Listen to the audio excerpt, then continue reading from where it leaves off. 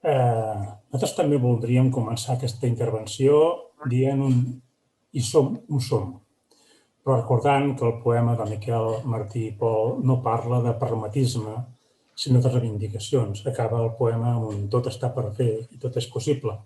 Amb aquesta moció ens passa una mica el mateix. Estem d'acord amb la moció i la votarem favorablement.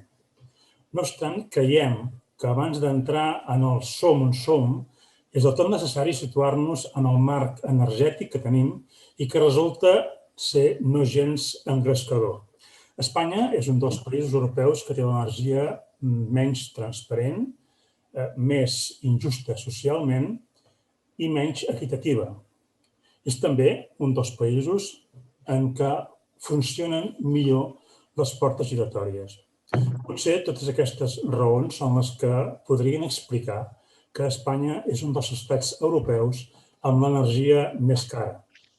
Cal explicar prèviament el som on som, la situació de la qual partim per fer entendre als ciutadans que els sacrificis que se'ls demana i les incomoditats que hauran d'afrontar estiguin avalades per la confiança en el sector i no en el rebuig.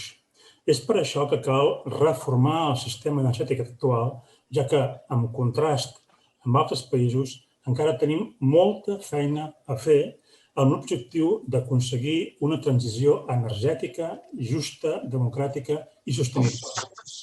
Cal canvis estructurals en la regulació de les xarxes elèctriques que obligui a les poderoses companyies elèctriques a actuar amb més transparència, rigor i eficàcia en el tema energètic.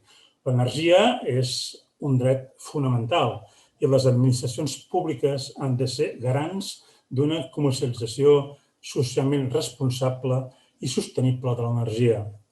Després de tot, si entrem en crisi per culpa de les renovables quan aquestes representen escassament un 20% del total de la producció d'energia, què passarà quan aquest percentatge arribi al 80 o 90%?